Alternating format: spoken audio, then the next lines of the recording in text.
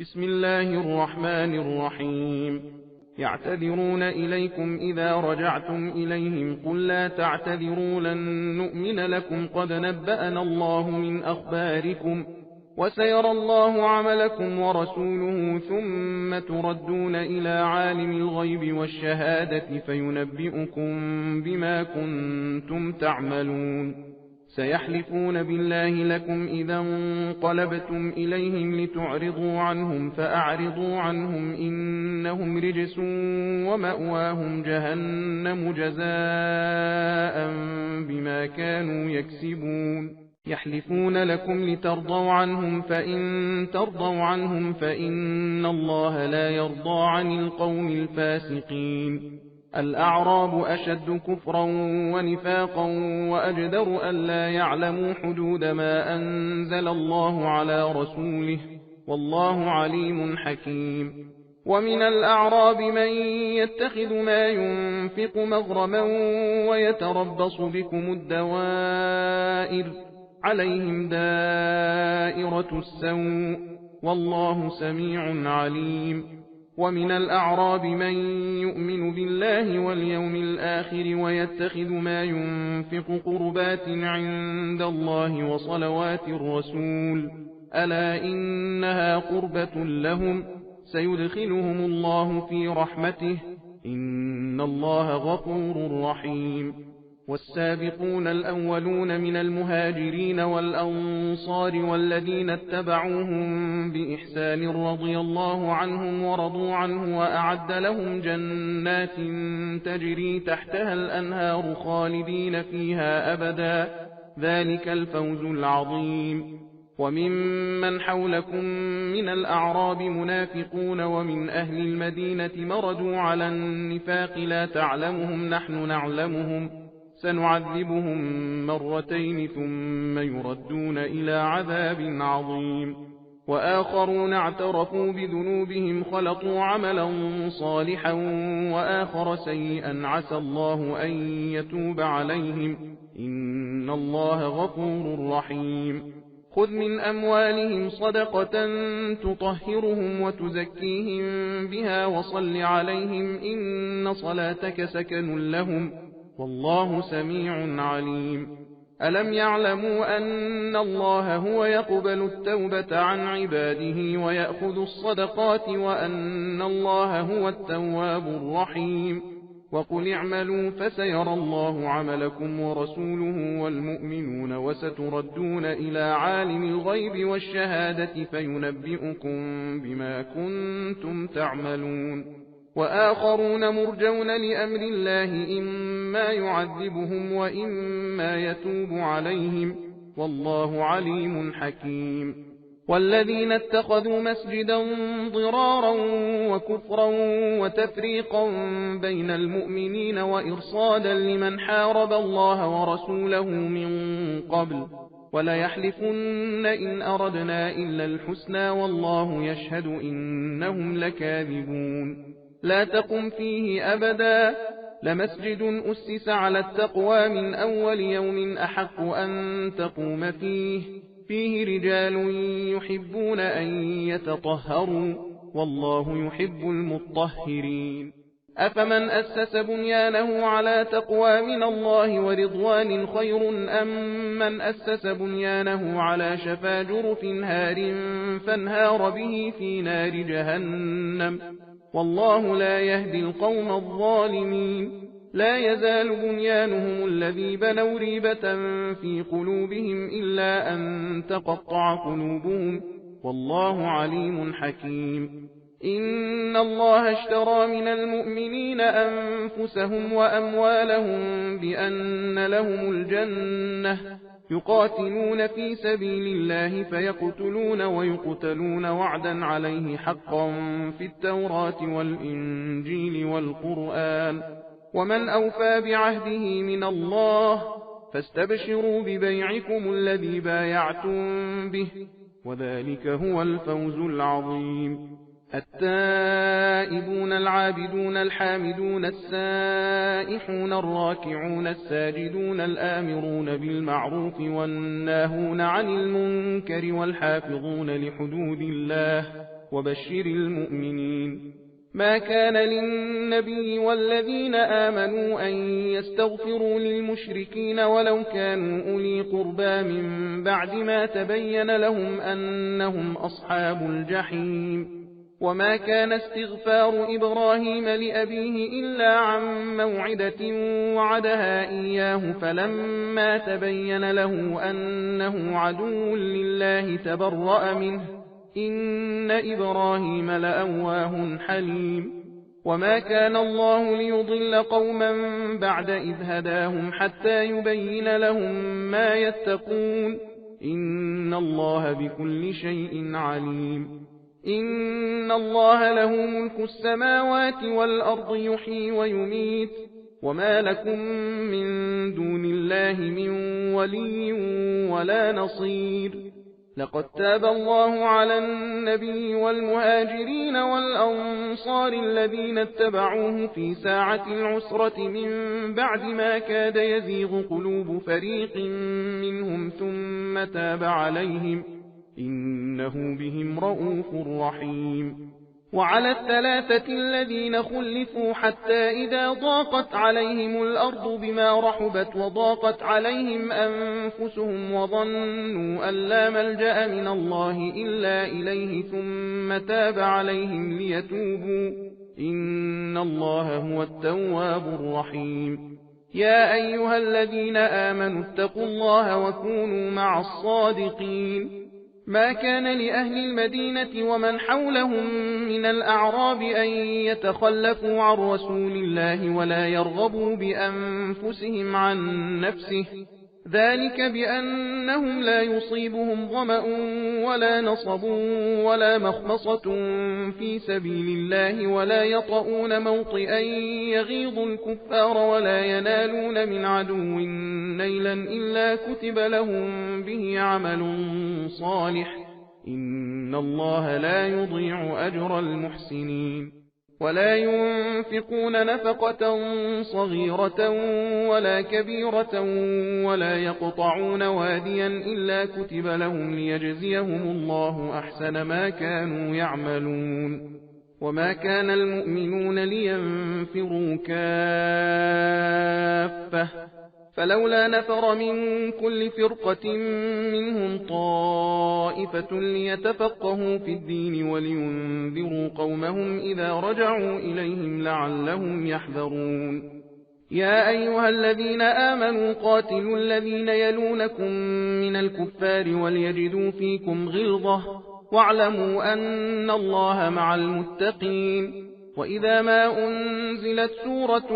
فمنهم من يقول أيكم زادته هذه إيمانا فأما الذين آمنوا فزادتهم إيمانا وهم يستبشرون وأما الذين في قلوبهم مرض فزادتهم رجسا إلى رجسهم وماتوا وهم كافرون. أولا يرون أنهم يفتنون في كل عام مرة أو مرتين ثم لا يتوبون ولا هم يذكرون. وإذا ما أنزلت سورة نظر بعضهم إلى بعض هل يراكم من أحد ثم انصرفوا صرف الله قلوبهم بأنهم قوم لا يفقهون. لقد جاءكم رسول من أنفسكم عزيز عليه ما عنتم حريص عليكم بالمؤمنين رؤوف رحيم. فإن تولوا فقل حسبي الله لا إله إلا هو عليه توكلت وهو رب العرش العظيم. بسم الله الرحمن الرحيم. ألف لام را تلك آيات الكتاب الحكيم. أكان للناس عجبا أن أوحينا إلى رجل منهم أن أنذر الناس وبشر الذين آمنوا أن لهم قدم صدق عند ربهم قال الكافرون إن هذا لساحر مبين. إن ربكم الله الذي خلق السماوات والأرض في 6 أيام ثم استوى على العرش يدبر الأمر ما من شفيع إلا من بعد إذنه ذلكم الله ربكم فاعبدوه أفلا تذكرون إليه مرجعكم جميعا وعد الله حقا إنه يبدأ الخلق ثم يعيده ليجزي الذين آمنوا وعملوا الصالحات بالقسط والذين كفروا لهم شراب من حميم وعذاب أليم بما كانوا يكفرون هو الذي جعل الشمس ضياء والقمر نورا وقدره منازل لتعلموا عدد السنين والحساب ما خلق الله ذلك إلا بالحق يفصل الآيات لقوم يعلمون إن في اختلاف الليل والنهار وما خلق الله في السماوات والأرض لآيات لقوم يتقون إن الذين لا يرجون لقاءنا ورضوا بالحياة الدنيا وطمأنوا بها والذين هم عن آياتنا غافلون أولئك مأواهم النار بما كانوا يكسبون إن الذين آمنوا وعملوا الصالحات يهديهم ربهم بإيمانهم تجري من تحتهم الأنهار في جنات النعيم دعواهم فيها سبحانك اللهم وتحيتهم فيها سلام وآخر دعواهم أن الحمد لله رب العالمين ولو يعجل الله للناس الشر استعجالهم بالخير لقضي إليهم أجلهم فنذر الذين لا يرجون لقاءنا في طغيانهم يعمهون وإذا مس الإنسان الضر دعانا لجنبه أو قاعدا أو قائما فلما كشفنا عنه ضره مر كأن لم يدعنا إلى ضر مسه كذلك زين للمسرفين ما كانوا يعملون ولقد أهلكنا القرون من قبلكم لما ظلموا وجاءتهم رسلهم بالبينات وما كانوا ليؤمنوا كذلك نجزي القوم المجرمين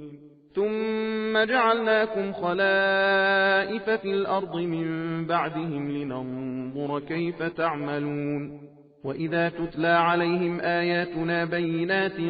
قال الذين لا يرجون لقاء نأت بقرآن غير هذا أو بدله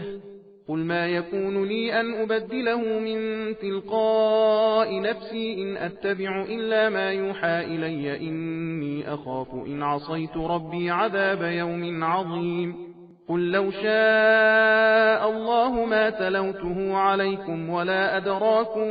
به فقد لبثت فيكم عمرا من قبله أفلا تعقلون فمن أظلم ممن افترى على الله كذبا أو كذب بآياته إنه لا يفلح المجرمون ويعبدون من دون الله ما لا يضرهم ولا ينفعهم ويقولون هؤلاء شفعاؤنا عند الله قل أتنبئون الله بما لا يعلم في السماوات ولا في الأرض سبحانه وتعالى عما يشركون وما كان الناس إلا أمة واحدة فاختلفوا ولولا كلمة سبقت من ربك لقضي بينهم فيما فيه يختلفون ويقولون لولا أنزل عليه آية من ربه فقل إنما الغيب لله فانتظروا إني معكم من المنتظرين وإذا أذقنا الناس رحمة من بعد ضراء مستهم إذا لهم مكر في آياتنا قل الله أسرع مكرا إن رسلنا يكتبون ما تمكرون هو الذي يسيركم في البر والبحر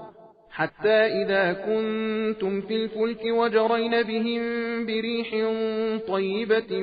وفرحوا بها جاءتها ريح عاصف وجاءهم الموج من كل مكان وظنوا أنهم أحيط بهم دعوا الله مخلصين له الدين لئن أنجيتنا من هذه لنكونن من الشاكرين فلما أنجاهم إذا هم يبغون في الأرض بغير الحق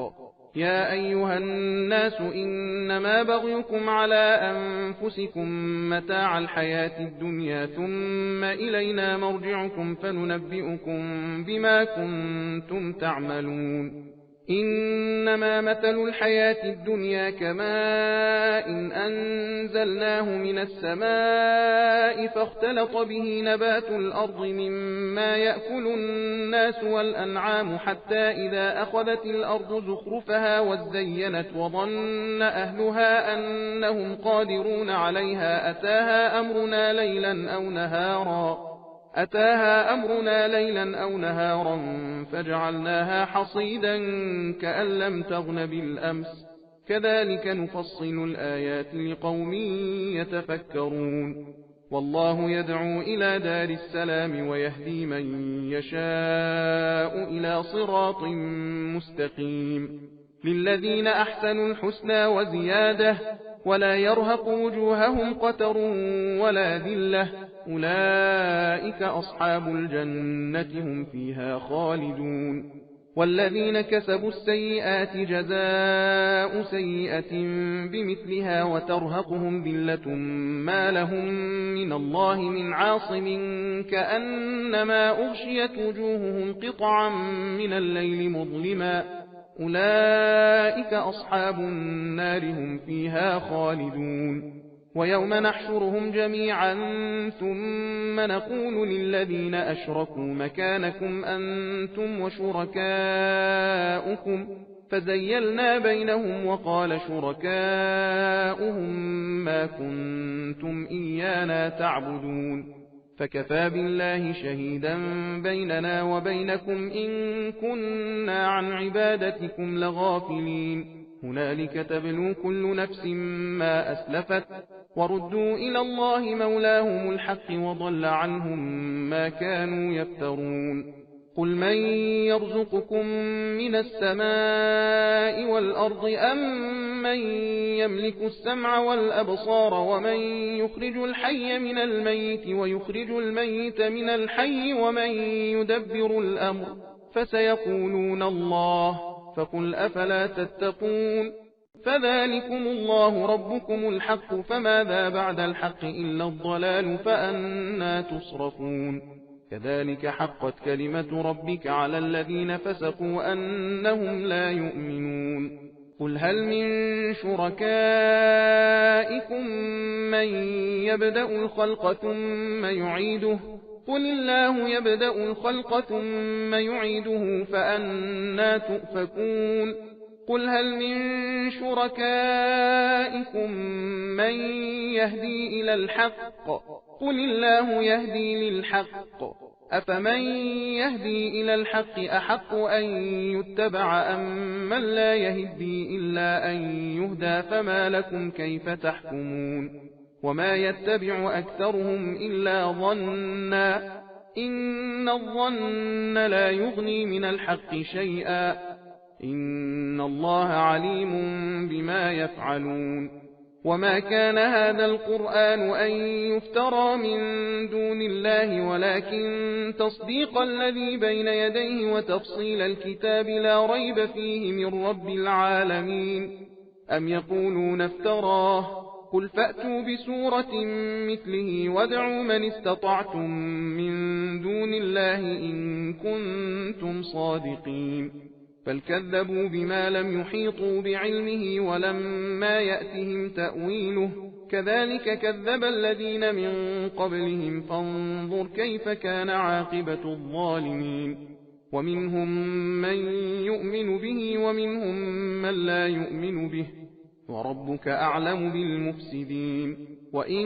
كذبوك فقل لي عملي ولكم عملكم أنتم بريئون مما أعمل وأنا بريء مما تعملون ومنهم من يستمعون إليك أفأنت تسمع الصم ولو كانوا لا يعقلون ومنهم من ينظر إليك أفأنت تهدي العمي ولو كانوا لا يبصرون إن الله لا يظلم الناس شيئا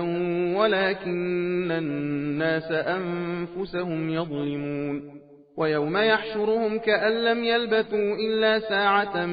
من النهار يتعارفون بينهم قد خسر الذين كذبوا بلقاء الله وما كانوا مهتدين وإما نرينك بعض الذي نعدهم أو نتوفينك فإلينا مرجعهم ثم الله شهيد على ما يفعلون ولكل أمة رسول فإذا جاء رسولهم قضي بينهم بالقسط وهم لا يظلمون ويقولون متى هذا الوعد إن كنتم صادقين قل لا أملك لنفسي ضرا ولا نفعا إلا ما شاء الله لكل أمة أجل إذا جاء أجلهم فلا يستأخرون ساعة ولا يستقدمون قل أرأيتم إن أتاكم عذابه بياتا أو نهارا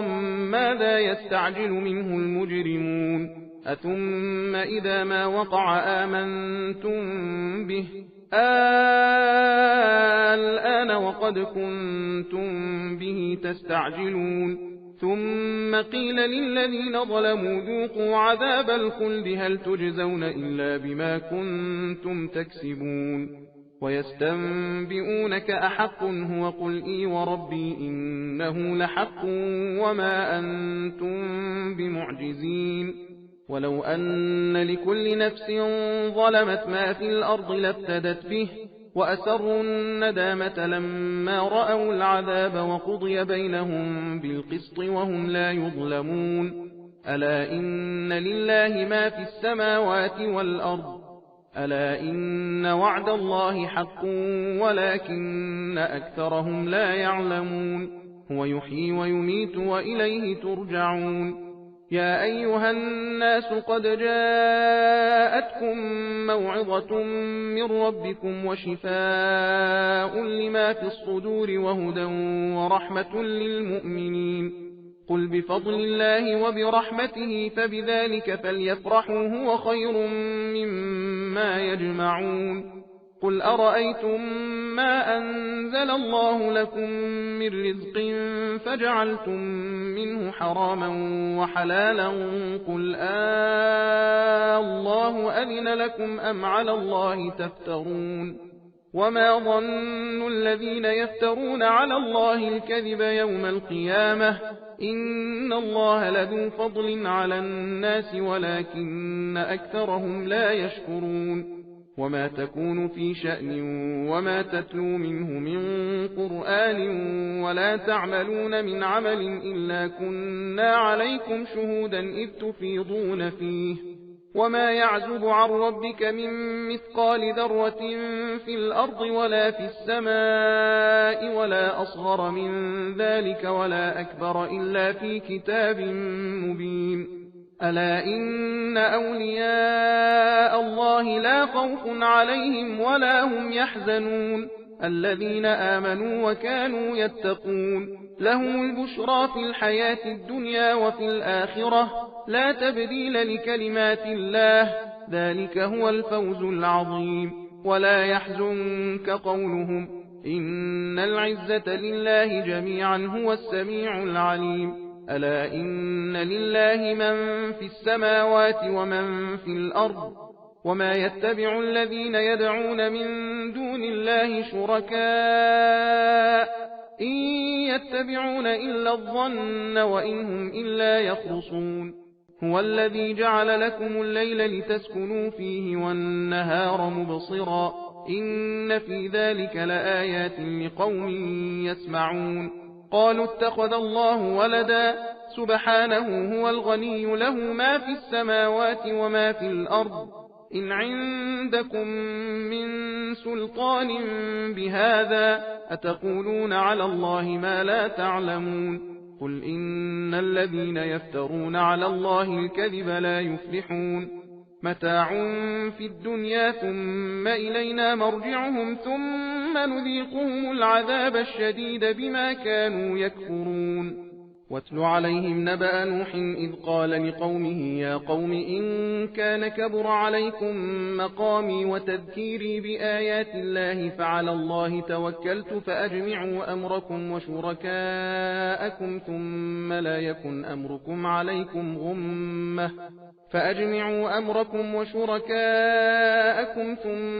يكن أمركم عليكم غمة ثم قضوا إلي ولا تنظرون فإن توليتم فما سألتكم من أجر إن أجري إلا على الله وأمرت أن أكون من المسلمين فكذبوه فنجيناه ومن معه في الفلك وجعلناهم خلائف وأغرقنا الذين كذبوا بآياتنا فانظر كيف كان عاقبة المنذرين ثم بعثنا من بعده رسلا إلى قومهم فجاءوهم بالبينات فما كانوا ليؤمنوا بما كذبوا به من قبل كذلك نطبع على قلوب المعتدين ثم بعثنا من بعدهم موسى وهارون إلى فرعون وملئه بآياتنا فاستكبروا وكانوا قوما مجرمين فلما جاءهم الحق من عندنا قالوا إن هذا لسحر مبين قال موسى أتقولون للحق لما جاءكم أسحر هذا ولا يفلح الساحرون قالوا أجئتنا لتلفتنا عما وجدنا عليه آباءنا وتكون لكما الكبرياء في الأرض وما نحن لكما بمؤمنين وقال فرعون ائتوني بكل ساحر عليم فلما جاء السحرة قال لهم موسى ألقوا ما أنتم ملقون فلما ألقوا قال موسى ما جئتم به السحر إن الله سيبطله إن الله لا يصلح عمل المفسدين ويحق الله الحق بكلماته ولو كره المجرمون فما آمن لموسى إلا ذرية من قومه على خوف من فرعون وملئهم أن يفتنهم وإن فرعون لعال في الأرض وإنه لمن المسرفين وقال موسى يا قوم إن كنتم آمنتم بالله فعليه توكلوا إن كنتم مسلمين فقالوا على الله توكلنا ربنا لا تجعلنا فتنة للقوم الظالمين ونجنا برحمتك من القوم الكافرين وأوحينا إلى موسى وأخيه أن تبوأ لقومكما بمصر بيوتا واجعلوا بيوتكم قبلة وأقيموا الصلاة وبشر المؤمنين وقال موسى ربنا إنك آتيت فرعون وملأه زينة وأموالا في الحياة الدنيا ربنا ليضلوا عن سبيلك ربنا اطمس على أموالهم واشدد على قلوبهم فلا يؤمنوا حتى يروا العذاب الأليم قال قد أجيبت دعوتكما فاستقيما ولا تتبعان سبيل الذين لا يعلمون وجاوزنا ببني إسرائيل البحر فأتبعهم فرعون وجنوده بغيا وعدوا حتى إذا أدركه الغرق قال آمنت أنه لا إله إلا الذي آمنت به بنو إسرائيل وأنا من المسلمين الآن وقد عصيت قبل وكنت من المفسدين فاليوم ننجيك ببدنك لتكون لمن خلفك آية وإن كثيرا من الناس عن آياتنا لغافلون ولقد بوأنا بني إسرائيل مبوأ صدق ورزقناهم من الطيبات فما اختلفوا حتى جاءهم العلم إن ربك يقضي بينهم يوم القيامة فيما كانوا فيه يختلفون فإن كنت في شك مما أنزلنا إليك فاسأل الذين يقرؤون الكتاب من قبلك لقد جاءك الحق من ربك فلا تكونن من الممترين ولا تكونن من الذين كذبوا بآيات الله فتكون من الخاسرين إن الذين حقت عليهم كلمة ربك لا يؤمنون ولو جاءتهم كل آية حتى يروا العذاب الأليم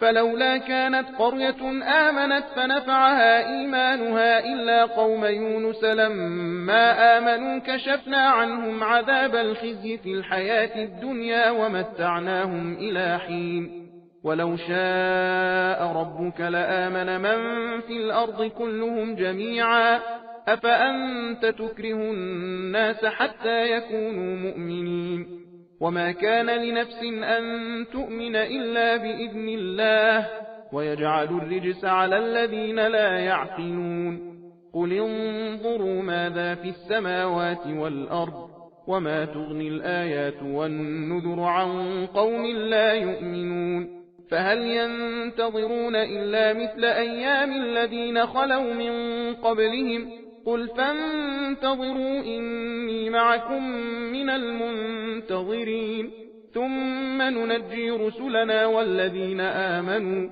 كذلك حقا علينا ننجي المؤمنين قل يا أيها الناس إن كنتم في شك من ديني فلا أعبد الذين تعبدون من دون الله ولكن أعبد الله الذي يتوفاكم وأمرت أن أكون من المؤمنين وأن أقم وجهك للدين حنيفا ولا تكونن من المشركين ولا تدع من دون الله ما لا ينفعك ولا يضرك فإن فعلت فإنك إذا من الظالمين وإن يمسسك الله بضر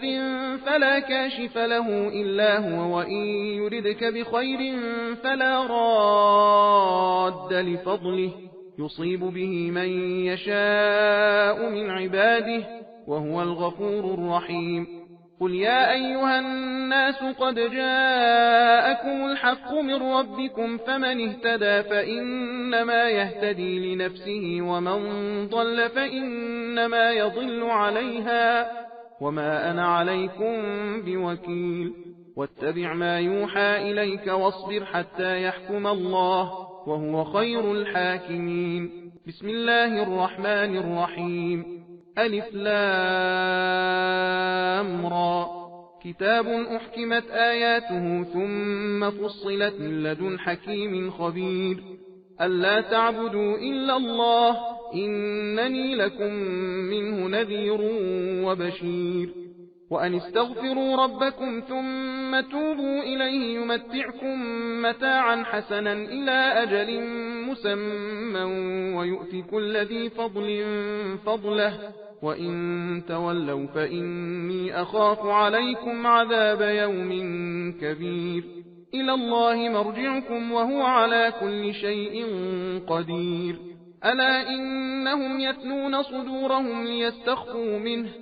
ألا حين يستغشون ثيابهم يعلم ما يسرون وما يعلنون إنه عليم بذات الصدور